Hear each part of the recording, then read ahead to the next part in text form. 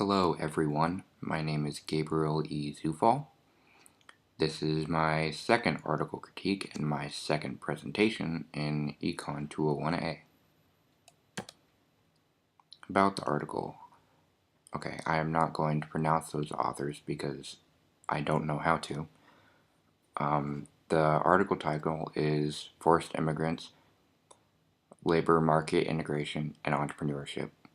The volume title is Economics, the Open Access and the Open Assessment e-Journal, and this was volume 12 of the volume, and the article was 14 pages, I believe. About the article. Basically, the article was about how hard it was for refugees to find real jobs that you and I have, like trying to become a store owner or being a waitress at a restaurant. Refugees cannot do that because they do not have working permits, and the political barriers prevent them from doing that in host countries. And host countries are the countries that make the most sense for refugees to go to because there are the most opportunities, but those opportunities are blocked not only from the politics point of view, but also from society's point of view on refugees. We're all kind of leery about accepting them into the country, into our countries, and into our lives because of what Fox News tells us. Okay, this is something that you need to know. The G20 is a group of countries that serve as hosts for refugees. They're not the only host countries, but they are the primary group, and the US is one of them.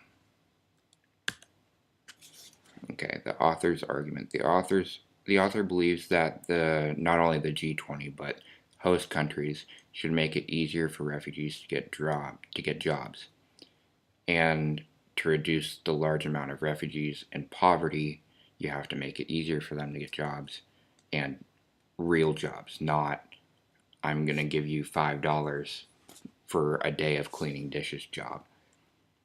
He suggests doing it through things called MBR zones, which stands for Made by Refugee Special Economic Zones. These zones would create more jobs for refugees and boost the economy, and they would also create more jobs for the working class of that country as well. The title of the article was very clear. The title and the abstract both complemented each other very nicely, and they both gave me a solid understanding of what the article was going to be about. You can't, of course, tell everything from the title and the abstract, but I knew I was not going to be reading about dolphins in the Pacific Ocean. The abstract I thought was great.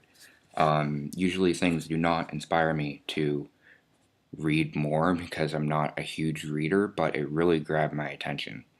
And it was like a 5 or 6 sentence abstract, but they found a way to make it so it was easy to read, so that it was to the point, and it made me want to read more, which is a huge feat because, like I said, I don't like reading, but they really inspired me. The introduction. The purpose of the article was mostly clear.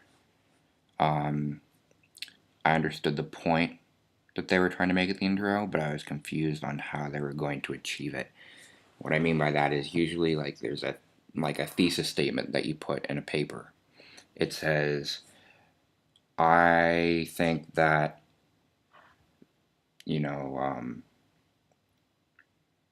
that illegal immigrants should be allowed in the country because of A, B, and C. There was no A, B, and C in this introduction, which left me a little confused. But their point was there. Their just supporting details were not. Errors of interpretation. I did not find any.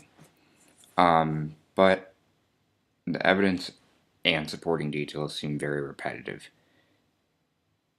There wasn't enough variety, and it was just kind of a flood of the same information.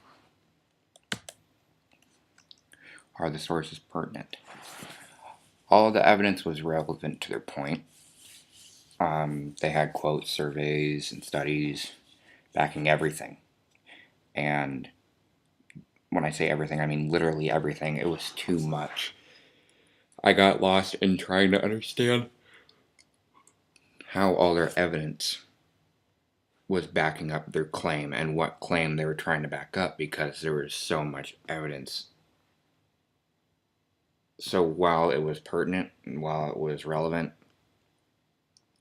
there was too much of it, and it distracted me as the reader. Overemphasized information. The idea of MBR zones was really overemphasized. I think they should have provided more possibilities as far as solutions go for refugee employment. But it seemed like the whole article was about how to make these MBR zones work, and that was not mentioned. MBR zones were not mentioned in the abstract or in the title or in the intro. They were just kind of just brought up. I was under the impression from the title that there's going to be multiple ideas on how to create better employment opportunities, but there was just one. So that was a little confusing for me. All the content in the article was definitely relevant to the topic, but the discussion of MBRs went on way too long. He made his point, and he should have moved on, but he should have stopped halfway, because there was 5 or 6 paragraphs that were just not necessary. Unclear statements. He mentioned something called a G20 that I mentioned in the beginning and defined, which is what he should have done, but he didn't. I had to Google the G20 because I couldn't find the definition anywhere in the article.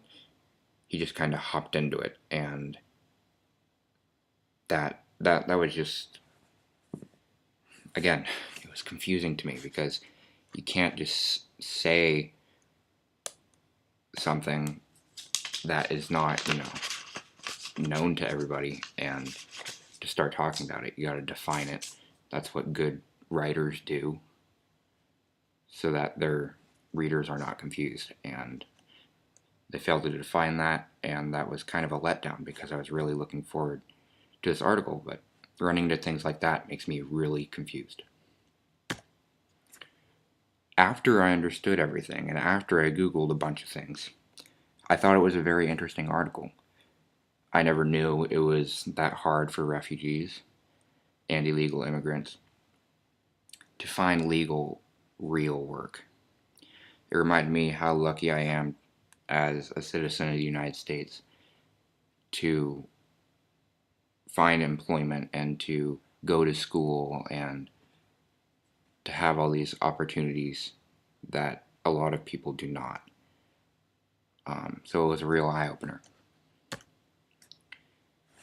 Okay, that's it, guys. Thank you very much for listening. Please leave your comments below. And yeah, thank you very much.